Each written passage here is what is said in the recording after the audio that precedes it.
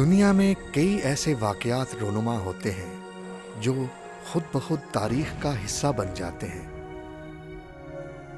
جن سے ماضی، حال اور مستقبل کا درس ملتا ہے۔ ایسے ہی واقعات میں ایک تقسیم ہند میں مسلمانوں کی ہجرت ہے۔ صدیوں تک ساتھ رہنے اور ایک دوسرے کی خوشی غم میں شرکت کرنے والے پلک جھپکتے ہی جان کے دشمن بن گئے۔ تقسیم ہند داستانوں کی ایسی کتاب ہے جس کا ہر صفحہ خون کے آنسو رلاتا ہے۔ گھر چھٹے، جائیدادیں لٹیں، بیٹیاں کنویں میں ڈوب مری، تو کہیں باپ اولاد کو بچاتے بچاتے دم توڑ گیا۔ لٹے پٹے قافلے، بچھڑنے والے پیاروں کو ڈھونڈتی آنکھیں، انتظار، امید اور وسوسوں کے ساتھ نئی زندگی کی ابتدا۔ ہجرت سے جڑی انہی کہانیوں میں سے ایک کہانی محمد جمیل خان صاحب کی بھی ہے، جو پٹیالہ سے ہجرت کر کے لاہور پہنچے۔ میرا نام محمد جمیل خان، والد ڈاکٹر اجمل علی خان۔ ہم ریاست پٹیالہ کا ایک چھوٹا سا گاؤں تھا، بلکہ ہم کہہ سکتے ہیں بڑا قصبہ تھا، منصور پور چھینٹا والا۔ ہم عرصہ دراز سے چھینٹا والے میں رہتے تھے، اور کوئی 5ویں پشت کا تو مجھے پتہ ہے، اس سے پہلے کیا تھا، خاموشی ہے۔ میرے والد صاحب میڈیکل آفیسر تھے وہاں چھینٹا والے میں۔ وہ 4 بھائی تھے۔ میرے جو دادا تھے وہ علاقے کے ذیلدار تھے۔ سارے بڑے پیار محبت ہنسی خوشی رہ رہے تھے۔ کسی کا تصور بھی نہیں تھا کہ اس طرح ہم الگ ہو جائیں گے۔ بات ایسی ہے کہ 14 اگست 1947 میں پاکستان بنا، اور پاکستان بنانے میں ہر فرقے، ہر گروہ نے اس میں اپنی پارٹیسپیشن کی پاکستان بنانے میں۔ ہندوؤں نے اپنی کوشش کی، سکھوں نے اپنی کوشش کی، مسلمانوں نے اپنی کوشش کی۔ جب پاکستان بن گیا پھر انہوں نے مٹھائیاں تقسیم کی، اور اگلے 15 دن میں یہ کیا ہو گیا کہ وہی خوشیاں ماند پڑ گئیں۔ وہ لوگ جو خوشی سے ایک دوسرے مل رہے تھے، مبارکبادیں دے رہے تھے، وہ اگلے 15 دن میں خون کے پیاسے ہو گئے۔ 14 اگست کو ہے، اور 15 دن بھی پورے نہیں ہوئے تھے کہ پورے انڈیا میں، پورے بر صغیر میں فسادات شروع ہو گئے۔ ایکچولی ڈیٹ جو رکھی ہوئی ہے برٹش پارلیمنٹ میں، جو 3 جون میں آتا ہے، وہ آتا ہے 15 اگست کو یہ دونوں ملک آزاد ہو جائیں گے۔ لفظ ہے 15 اگست کا، دونوں ڈومینینز آزاد ہو جائیں گے۔ یہ ایک پلان تھا انگریزوں کا کہ آبادی اس طرح نہیں جائے گی، کوئی بندہ اپنا گھر چھوڑ کے نہیں جاتا، جو مرضی کر لیں، کوئی بندہ اپنے پشتین گھر کو نہیں چھوڑتا۔ ایسا ماحول کریٹ کیا گیا، ایسا ماحول بنایا گیا کہ وہ خوشیاں جو ختم ماند پڑ گئیں، اس میں کیا پیدا ہوا، دشمنی پیدا ہو گئی۔ ہمیں مجبور ہو کے وہاں سے چھوڑ کے اپنے آبائی گھر، ہم ملیر کوٹلہ ایک مسر ریاست تھی وہاں، ہمارے گاؤں چھینٹا والا میں ارد گرد جتنے گاؤں تھے چھوٹے چھوٹے، وہ سارے ہجرت کر کے چھینٹا والا میں آ گئے تھے۔ تو یہ ماحول زیادہ دشمنی کی طرف مائل ہوتا گیا، اور ایک دوسرے کے اوپر زیادہ قتل عام اور یہ شروع ہو گیا۔ تو چھوٹے گاؤں جو تھے وہ سارے ہمارے چھینٹا والا جو بڑا قصبہ تھا وہاں آ گئے، اس لیے کہ ہمارے پاس اسلحہ تھا، چھینٹا والے کے پاس اسلحہ تھا۔ اس لحاظ سے جس سے انہیں پتہ تھا اس وقت کسی کے پاس اگر کہ بندوق ہوتی تھی، کو 40-50 بار گاؤں کے اوپر ایک آدھی بندوق ہوتی تھی۔ اتفاق سے میرے والد صاحب کے پاس ایک ڈبل بیرل گن تھی، اور ہمارے ایک عزیز تھے جو فوج میں سالدار آئے تھے، ان کے پاس ایک 303 کی گن تھی۔ تو ہمارے چھینٹا والے میں 2 گنیں تھیں۔ اس لحاظ سے چھینٹا والا کا رعب و دبدبہ ارد گرد بہت زیادہ تھا، جس کی وجہ سے وہ اس لیے چھینٹا والے میں آ گئے کہ ان کے پاس اسلحہ ہے۔ جب لوگ آ گئے، بچے آ گئے، جوان آ گئے، بزرگ آ گئے، تو وہاں چھینٹا والوں نے جو رسالدار قادر بخش تھے جو وہاں سے آئے تھے سیکنڈ ورلڈ وار کے بعد، انہوں نے نوجوانوں کی پلٹن بنائی اور وہ باقاعدہ صبح اور شام کو ان کو پریڈ کیا کرتے تھے اور ان کو ہاتھ میں بھالے تلواریں دے کے ان کو کرنا، جس سے یہ بھی ارد گرد کے سکھوں کے علاقے میں یہ دھوم مچ گئی کہ یا یہ تو اب ہمارے ساتھ لڑنے کے تیار ہیں، ان کے پاس تو بہت اسلحہ ہے، بہت زیادہ۔ تو پھر انہوں نے کیا کیا تھا، ایک چھوٹی سی توپ اپنی سی بنا لی تھی، وہ اس میں بارود بھرتے تھے، آگ لگاتے تھے، دھم کی آواز آتی تھی تو رات کو خصوصی طور پہ تاکہ ان کے پتہ چل جائے کہ چھینٹا والے کو تو بہت اسلحہ ہے، جس سے ہر قسم کے سکھ محتاط ہو گئے اور ہم جو مسلمان گاؤں تھے وہ ایک حفاظت میں آ گئے۔ اس سے پھر لڑائیاں بھی ہوئیں بہت زیادہ۔ آج مجھے ایک بات یاد آ گئی، یہ بھی اتفاق ہے کہ ہم چھینٹا والا سے سپٹمبر کے مہینے میں ہم نے ہجرت کی تھی اور آج کے دن وہاں اتنا زیادہ یدھ پڑا ہوا تھا کہ جو اپنے بزرگوں سے میں سنا ہے کہ چھینٹا والے کے اوپر چاروں طرف سے سکھوں نے اٹیک کیا ہوا تھا اور چھینٹا والے اپنے سروائیول کی جنگ لڑ رہے تھے۔ اس میں میرے والد صاحب اور رسالدار قادر بخش یہ اپنے جگہ سٹینڈ تھے۔ ہمارے گاؤں کے آگے سے ایک نالا گزرتا تھا بہت بڑا، جو اگست اور سپٹمبر میں میرے بزرگ کہتے ہیں پانی سے بھر جاتا تھا۔ اس کے جو پل تھا وہاں رسالدار قادر بخش صاحب اپنے نوجوانوں کو لے کے کھڑے تھے، اپوزٹ سمت میرے والد صاحب کھڑے تھے۔ تو یہ لڑائی سارا دن ہوتی رہی۔ تو انہوں نے پھر جو طے کیا کہ آج رات کو ہم یہاں سے ہجرت کریں گے، تو 18,000 کا قافلہ جو ہے وہ مسلمانوں کا وہ ملیر کوٹلہ کی طرف روانہ ہوا۔ تو اس وقت بارش ہو رہی تھی۔ میری والدہ جو تھی وہ ایک دن کی چھلے میں تھی، میرا ایک چھوٹا بھائی تھا جس کی عمر صرف ایک دن تھی، تو وہ انہی بچوں کو لے کے اس کو وہ پتہ نہیں بچہ کس کے پاس چلا گیا، میرا بھائی قافلہ چلا اور ساری رات بارش ہوتی رہی۔ تو ایک دم کوئی 20-25 بندے آئے ہیں اور 20-25 بندوں نے تلواروں سے مارنا شروع کر دیا اور وہ اونچی اونچی جو ہے وہی بول رہے ہیں، جس میں ایک تلوار ان کا نام بھائی شادی خان تھا اسے لگی اور وہ زمین پہ گر گیا، میں ان کے نیچے آ گئی۔ اب ان کا وزن، میں بچہ، میں ان کے منہ سے نکل کے اب میں انہیں کہہ رہا ہوں کہ بھائی اٹھ آئی ریمبر۔ شاید اس وقت مجھے نہیں پتا تھا کہ موت کسے کہتے ہیں۔ رات کے اندھیرے میں جب یہ قافلہ چلا، راستہ بھولنے کے چکروں میں پڑ گیا، جس سے یہ ہوا کہ جو قافلے سے ہٹ گئے وہ زندہ نہ بچ سکے، جو خواتین قافلے سے ہٹ گئیں وہ کدھر گئیں؟ میری والدہ ایک گروپ کے ساتھ آ رہی تھیں، وہ بتاتی ہیں کہ ہم 20-25 خواتین تھیں جو ہم جا رہی تھیں، تو ان میں سے ایک نے میرے چھوٹے بھائی کو گود میں اٹھایا ہوا تھا۔ تو میرا تو پتہ ہی نہیں میں کدھر ہوں، میں تو مطلب ہے وہاں جس کا کچھ پتہ نہیں تھا، ایسا افراتفری کا ماحول تھا کہ نہیں۔ ایک جگہ سکھوں نے ہمیں بلوائی کہتے ہیں، گھیرا، انہوں نے کہا جی کہ سب سے پہلے تو ان میں سے نوجوان لڑکیوں کو الگ کیا، اس کے بعد پھر انہیں بٹھا لیا، کیونکہ میرے والد صاحب نے مقابلہ کیا تھا اجمل خان نے، تو ابا جی کو عرف جیے خان کہہ کے پکارتے تھے۔ تو سکھوں نے یہ سب کہا کہ ہمیں یہ بتائیں کہ آپ میں کوئی جیے خان کے فرد ہے بیچ میں؟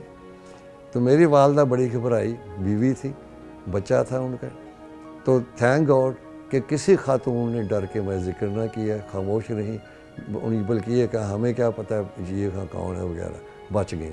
لیکن وہاں میری والدہ کہتی ہے میرے سامنے ان نوجوان لڑکیوں کو سکھوں نے بانٹ لیا آپس میں، بانٹنے کا اے تیری جو میری، جس ماں نے کہا ہائے میری بیٹی ان چھاڑ دیو، یا کسی بزرگ نے کہا اے میری دھی ہے، اور اس کو جس بے دردی سے مارا اور اس بری طرح مارا اس کو، اس سے بری طرح ان کو مارا گیا، ان کی جو والدائیں تھیں، کہ دوبارہ لڑکیاں نظر نہیں آئیں وہ کدھر گئیں۔ اس کے بعد دوبارہ پتہ نہیں وہ کدھر چلی گئی، کدھر لے گئے وہ۔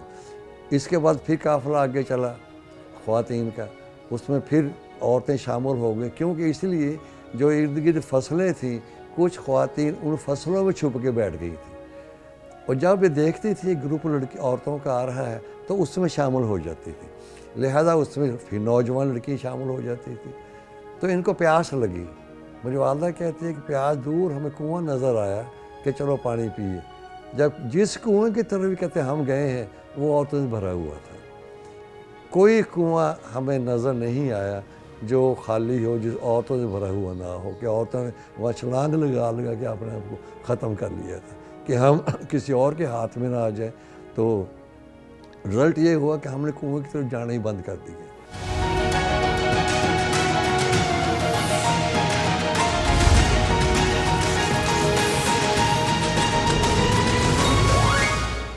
ہمارے رشتے میں میری والدہ کے والد صاحب کے بھتیجے تھے تو والدہ کو چچی کہا کرتے تھے، تو وہ لاہور سیٹل ہو گئے تھے، لیکن عید منانے کے لیے وہ ہمیشہ اپنے گاؤں جایا کرتے تھے۔ ان دنوں بھی عید کا سماں تھا تو اس لحاظ سے وہ گاؤں گئے ہوئے تھے، پھر یہ شروع ہو گیا فسادات تو وہ گاؤں میں رہ گئے، تو اس لیے کہ راستے جو ہے ٹھیک نہیں تھے تو ان کو روکا کہ تم نہیں جا سکتے، راستے ٹھیک نہیں ہیں، تو لہٰذا کوئی ایسی بات نہیں ہے۔ تو وہ میری والدہ بتاتی ہیں کہ جب ہم چلی آ رہی تھیں تو کھیتوں میں 5 بھائی شہید ہوئے ساتھ ساتھ پڑے ہیں۔ میں اس کو دیکھ کے کانپ گئی۔ جو ایک رات پہلے میری والدہ کو تسلی دے رہے تھے کہ چاچے گھبرانے کی بات نہیں ہے، کوئی ایسی بات نہیں ہے، وہ 5 بھائی ایک لائن میں شہید ہوئے پڑے ہیں۔ ان کو دیکھ کے میں صدمے میں آ گئی، میں آپ کو سنبھال نہ سکی کہ سوچ میں گاؤں چلی گئی کہ یہ وہی بچے تھے جو رات کو مجھے تسلی دے رہے تھے، آج یہ یہاں پڑے ہیں، اور بڑے خوبصورت جوان بھائی تھے سارے۔ تو یہ ایک اس طرح کے پتہ نہیں کیا کیا منظر میں راستے میری والدہ کہتے دیکھی ہے میں نے، کنویں بھرے پڑے ہیں نوجوان لڑکیوں سے۔ پھر جب ہم چلتی تھیں تو پھر یہ ہوتا تھا کہ فصلوں سے خواتین نکل کے ہمارے ساتھ شامل ہو جاتی تھیں، اس لیے کہ وہ فصلوں میں چھپی بیٹھی تھیں کہ ان سے ڈرتی ماری۔ ہمارا پھر گروپ جو ہے وہ 30 35 40 کا ہو جانا، پھر آگے جا کے پھر سے کون گھیر لینا۔ اگر کوئی کسی کے کان میں کوئی ہے، کیونکہ جلدی میں بھاگے تھے تو ہر ایک کے کان میں جو تھا وہ کسی میں بالی ہوتی تھی، ناک میں ہوتا تھا، عزت تھی مسلمان عورتوں کی، یہ مسلمان عورتوں کی ایک بہت بڑی پرمپرا اور عزت تھی یہ، لیکن وہ اس کو نکالنے کی نوبت نہیں آتی تھی۔ وہ کیا کرتے تھے، اپنے چاقو کے ساتھ یا چھری کے ساتھ اس کے ناک میں سے تیلی نکالنے کی بجائے ناک کو ہی کاٹ لیتے تھے، ان کے کان میں سے تیلی نکالنے کے کان کو ہی کاٹ لیتے تھے۔ ان کی جو پہنے ہوئے تھے کنگن یا جو اپنے چوڑیاں پہنی ہوتی تھی، کیونکہ مسلمان خواتین سونا بہت پہنتی تھی، اچھی بھلی یہ ان کی عزت ہوتی تھی، لیکن وہ یہاں سے ہاتھ کاٹنا لے جانا، انگلی میں سے کرنا وغیرہ انگوٹھی نکالنا ایک معمول سا تھا، انگلی نکال ٹھک انگوٹھی لے جانا۔ ملیر کوٹلا اور پٹیالہ اسٹیٹ کے درمیان میں ایک نہر تھی جس کو مہارانہ کی نہر کہتے تھے، اب بھی ہے، یہ ان کی حد فاصل تھی، ادھر پٹیالہ اسٹیٹ ہے، ادھر ملیر کوٹلا۔ تو میری والدہ بتاتی ہیں کہ جب ہم اس میں سے گزر کے ملیر کوٹلا میں داخل ہوئے تو میں لاشوں میں سے چل کے گئی ہوں، میں تھوڑا تھوڑا پانی تھا کیونکہ لاشوں کی وجہ سے پانی جو ہے وہ لاشیں نیچے دبی ہوئی تھی، تو اس ماحول میں چل کے ملیر کوٹلے میں آئے۔ آنے کے بعد وہاں پھر سکون ملا، اتنا کیونکہ کہا گیا تھا کہ ملیر کوٹلے میں کچھ نہیں ہوگا۔ میں مردوں کے قافلے کے ساتھ تھا، فصلوں میں چھپے بیٹھے تھے، میرے والد صاحب ایک بزرگ تھے، میں ان کے کاندھوں پہ تھا، تو ایک دم جب باہر نکلے تو کھیت میں پانی اور بارش ہو رہی ہے، تو ایک دم کوئی 20-25 بندے آئے ہیں اور 20-25 بندوں نے تلواروں سے مارنا شروع کر دیا، اور وہ اونچی اونچی جو ہے وہی بول رہے ہیں جس میں ایک تلوار ان کا نام بھائی شادی خان تھا اسے لگی اور وہ زمین پہ گر گیا، میں ان کے نیچے آ گیا۔ اب ان کا وزن، میں بچہ، میں ان کے منہ سے نکل کے اب میں انہیں کہہ رہا ہوں کہ بھائی اٹھ، بھائی اٹھ، آئی ریمبر۔ شاید اس وقت مجھے نہیں پتا تھا کہ موت کسے کہتے ہیں۔ اب وہاں سے میں گیا آگے تو میرے سامنے ہمارے گھروں میں کام کرتی تھی دو ماں بیٹی، ان کو دیکھا میں نے تو میرے سامنے کی بات ہے، اس کو نیاجو کہتے تھے کہ نیاجو کی بیٹی کو جو اس وقت پریگننٹ تھی تو میرے سامنے اس کا پیٹ چاک کیا گیا اور اس میں بچہ نکال کے اس کے بھالے کے اوپر انہیں کہا کہ اس طرح کیا گیا۔ نیاجو کو فوری طور پہ مار دیا گیا۔ مجھے اتنا یاد ہے کہ پہلے مجھے وہاں سے چمار اٹھا کے لے گئے کہ ایک گورا چٹا منڈا ہے مسلمانوں کا، تو اس کو کیا نام ہے کہ آپ اٹھا کے لے گئے۔ چند دن چماروں کے پاس رہا۔ اس کے بعد سردار ٹیک سنگھ مجھے اپنے ان سے لے گئے کہ میرے گھر ایک ہی بیٹی ہے، چلے کہ بیٹا آ جائے گا۔ اتنا یاد ہے کہ میں سردار ٹیک سنگھ کے طویلے میں مجھے ایک چھوٹی سی کیا نام ہے چارپائی کے اوپر مجھے لٹایا جاتا ہے، رات کو اندھیرا ہوتے تھے تو اس میں بجلی کہاں تھی، تو میرے سرہانے میں کتا باندھ دیا جاتا تھا، تو ساری رات کتے نے بھونکی جانا تو میں چوکڑی مار کے ڈرتا مارا بیٹھے رہنا۔ اللہ میاں صبر دے دیتا ہے۔ جب میں انڈیا گیا تھا نرہال اپنے تو میں طویلا فوری پہچان لیا تھا۔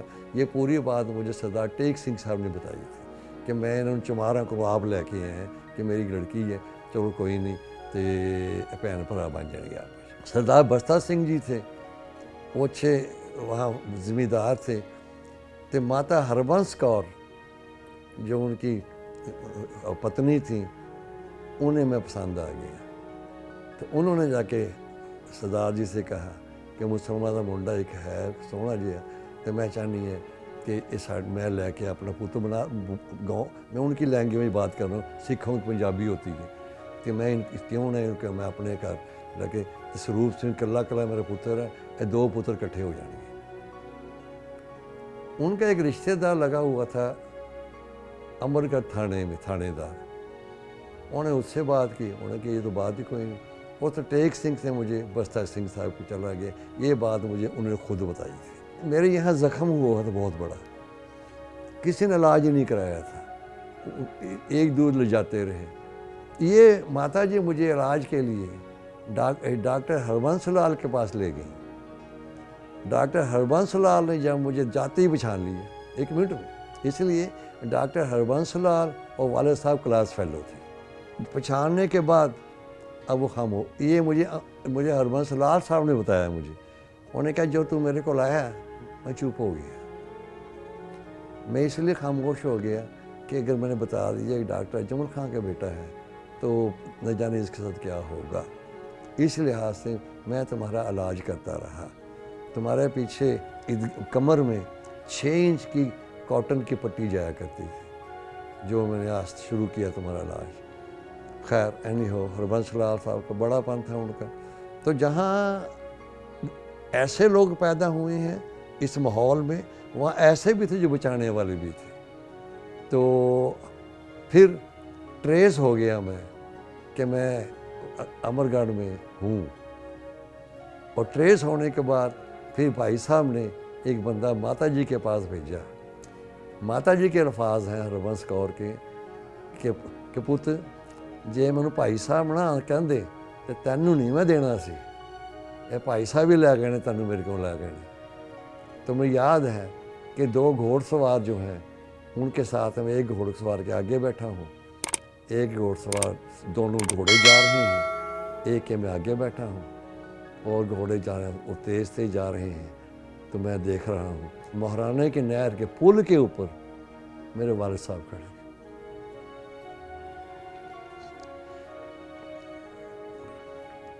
کیا وہ سما تھا میں بیان نہیں کر سکتا۔ جس طرح وہ مجھے ملے جیسے میں انہیں ملا، وہ ایک ایسا سما تھا جو کہ میرے شاید میں بیان نہ کر سکوں آپ کو۔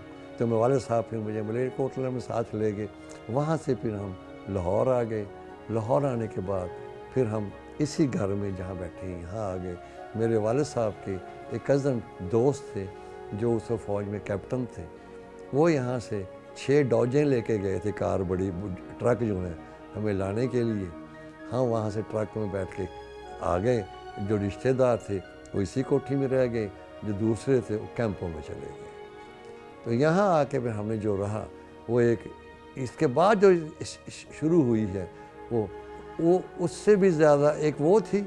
ایک دوسرا پارٹ یہ سمجھ لیں کہ یہاں آ کے یہ جو لوگ ادھر سے آئے تھے ان کے پاس نہ پیسہ تھا, نہ کپڑے تھے, نہ نوکری تھی, نہ علم تھا, نہ گھر تھا, کچھ بھی نہیں تھا ان کے پاس. اور جب یہاں آئے اب کیا کیا جائے یہاں آ کے.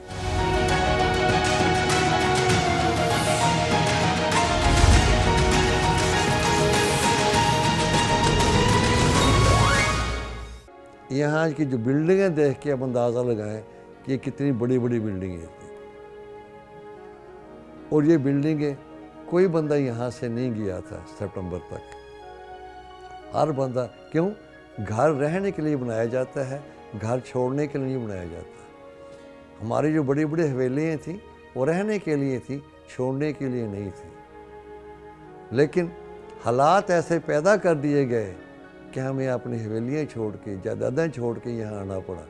جو یہاں کے لوگ جو تھے ان کو انڈیا جانا پڑا. تو یہ ماحول جو ہے کریٹ کیا گیا تھا, اور اس میں باقاعدگی کے ساتھ انگریز گورنمنٹ کا ایک پلان تھا کہ یہ لوگ نہیں جائیں گے.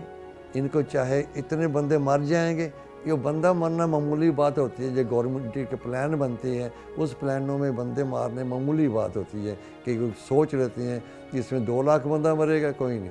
مجھے یاد ہے میں نے ایک بک لکھ رہا ہوں اس کے اوپر, جس کے میں 95 پیج کمپوز ہو چکی ہیں. اسی دوران میں مجھے ایک کتاب ملی جوان ٹو جنرل, یہ جنرل موسیٰ خان نے لکھی تھی. وہ کتاب میں نے پڑھی. پڑھنے کے بعد میں دیکھا کہ موسیٰ خان کہتے ہیں کہ میں لاہور میں تھا بیٹھا, تو جنرل موسیٰ تو ایک ٹرین جو تھی وہ امرتسر سے چلی ہے, ابھی چند میل دور گئی ہے, اس کو روکا گیا اور بری طرح اس کو مارا گیا. اس بری طرح مسلمانوں کو مارا گیا کہ انہوں نے اس کا نام رکھا قیامت صغریٰ. تو وہ قیامت صغریٰ کہتے تھے.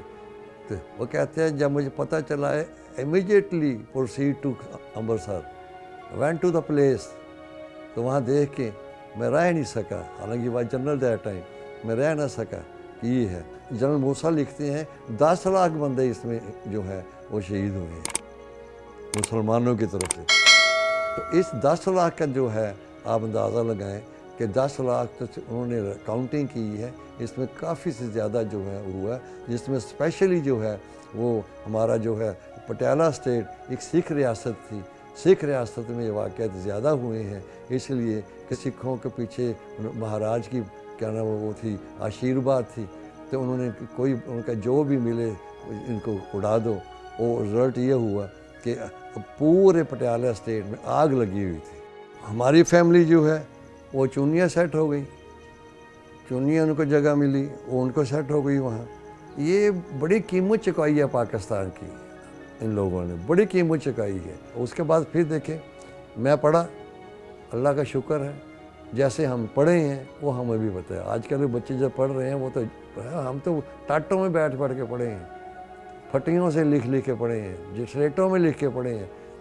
چلے ایم اے کیا, ایم اے کرنے کے بعد سلیکشن ہو گئی اور پنجاب پبلک سروس کمیشن میں ٹاپ کیا. چلے ہماری مختلف کالجوں میں ڈیوٹی لگ گئی. 35 سال میں نے تاریخ پڑھائی ہے مختلف یونیورسٹی اور کالجوں میں. میں ریٹائر ہوں گورنمنٹ شالیمار کالج لاہور سے. میں نے ہزارہ بچے جو ہے پڑھا چکا ہوں, تاریخ پڑھا چکا ہوں. مجھے پتہ ہے تاریخ کیا ہے. 11 کتابیں میں نے لکھی ہیں, 7 کتابیں میں نے کورس کی لکھی ہیں, اور 4 جرنل بکس ریسرچ بکس لکھی ہیں میں نے. اس لحاظ سے میں 65 کی وار میں راتوں کو جاگ کے ہم نے اس قوم کی خدمت کی ہے، اس پاکستان کی خدمت کی ہے۔ 71 کی وار میں راتوں کو سول ڈیفنس میں میں نے کام کیا، قومی رضاکاروں میں میں نے کام کی ہے، این سی سی میں یونیورسٹی پنجاب یونیورسٹی کا کمانڈر تھا این سی سی میں، تو میں ٹرینڈ کی ہے وہاں این سی سی سے میں نے نیشنل کیڈٹ کورس سے میں نے وہ لی ہے، شیلڈز بھی لی ہیں۔ تو ہم نے پاکستان کے لیے بڑے کام کیے ہیں۔ دعا کرتا ہوں کہ اللہ تعالیٰ ہمیں یونٹی پیدا کرے۔ ہمیں یونٹی نہیں ہے، جو کچھ بھی کیا انسان نے خود کیا، ہمارے بزرگوں نے خود کی ہے۔ وہاں حویلیاں چھوڑ کے آئی تھیں، یہاں یہ 5 مرلے 7 مرلے گھر میں بیٹھے ہیں۔ اللہ کا شکر ہے، کوئی نہیں، پڑھائی ہے۔ تو اس لیے میں آپ سے جو آپ کا دین آج نہیں میں دے سکتا، آنے والی نسل آپ کا دین دے گی، جو آپ ان کو بتا رہے ہیں کہ کیا پارٹیشن میں ہوا، کیا کیا صحبتیں اٹھائیں، کیا کیا پرابلمیں انہوں نے فیس کی، اس کے لیے آپ کو میں شکریہ ادا کرتا ہوں۔ میں اس کا دین آپ کو نہیں دے سکتا۔ آپ میں یہ کہہ رہا ہوں کہ آپ جنت میں اپنا گھر بنا رہے ہیں، لیکن میں پھر ایک بات اینڈ پہ میں کہوں گا کہ خدا کے لیے ملک قوم کو ایک نقطے پہ لے کے آئیں۔ یہ کسی دشمن نے ہم میں چھوڑا ہوا ہے یہ نقطہ کہ یہ دو عوام آپس میں ایک نہ بیٹھ سکیں۔ جب عوام ایک نہیں بیٹھے گی، اس کا رزلٹ، میں نے پولیٹیکل سائنس میں ایم اے کی ہے، میں نے ہسٹری میں ایل ایم کی ہے، میں ایل ایل بی کیا ہے۔ مجھے پتہ ہے جتنے بڑے بڑے کیا نام ہے کہ یہ ہے کیا کہتے ہیں فلاسفرز، انہوں نے قوم کو یونٹی کے لیے کیا کیا باتیں بتائی ہیں، قوم کس طرح یونائٹ ہوتا ہے۔ ایسی قوم کبھی یونائٹ نہیں ہوتی جو 2 میں تقسیم ہوئی ہے۔ خدا کے لیے اپنے آپ کو 2 میں تقسیم سے بچائیں۔ آپ سے ریکویسٹ کرتا ہوں اس نقطے کو آپ ذرا لے کے جائیں اور قوم کی اجا کریں۔ اللہ تعالیٰ آپ کا حامی و ناصر ہو، اللہ تعالیٰ آپ کو بہت بہت ترقی دے۔ میری خوشی ہے کہ آپ ایک اچھے مقصد کے چلے ہیں، اور اچھے مقصد کے لیے جس طرح میں آپ کی خدمت کر سکتا ہوں میں انشاءاللہ آپ کے ساتھ ہوں۔ اس میں سب سے جو بڑی بات ہے وہ نوجوانوں کے لیے ہے۔ ملک آپ کا اللہ تعالیٰ نے دیا ہے، اس کے جو بنیادوں پہ ان شہداء کا خون ہے جس کا میں نے ذکر کیا ہے، ان خواتین کی عزت کا خون ہے، وہ آپ سے مانگتی ہیں، وہ اپنا حصہ آپ سے مانگتی ہیں، وہ اپنا حق آپ سے مانگتی ہیں، وہ چاہتی ہیں کہ ہمارے لیے جو ہم نے کیا ہے جو قربانی، اس قربانی کا ثمر ہمیں ملے، لیکن مجھے اس قربانی کا ثمر نہیں ملا۔ میں نوجوانوں سے کہتا ہوں خدا کے لیے، خدا کے لیے، خدا کے لیے اس ملک کو یونٹی قائم کرو، یونٹی قائم کرو، تاکہ محنت کرو، محنت کر کے اتنے زیادہ اوپر جائیں کہ آپ دنیا کا فیس کر سکیں، دنیا کا مقابلہ کر سکیں۔ اس لیے علم کسی کے میراث نہیں ہے، علم کسی کا اپنا نہیں ہے۔ جو بڑھ کے تھام لے ساکی یمینہ اسی کا ہے، تو جو بڑھ کے تھامے گا علم اس کا ہے۔ یہ سمجھے کہ علم کیوں، اس لیے وراثت ہر چیز تقسیم ہو جاتی ہے لیکن علم تقسیم نہیں ہوتا۔ مکان تقسیم ہو جاتا ہے، زمین پیسہ تقسیم ہو جاتا ہے، لیکن میں نے آج تک نہیں دیکھا نہ ہے کہ باپ کا گھر میں ہے تو 4 بچے ہیں، اس کے 4 سال کاٹ کے دے دی جائے تو جوان شروع 5ویں جماعت سے ہوں، یہ نہیں ہو سکتا۔ تو بڑھ کے سامنے ساکی یہ مینہ اسی کا ہے۔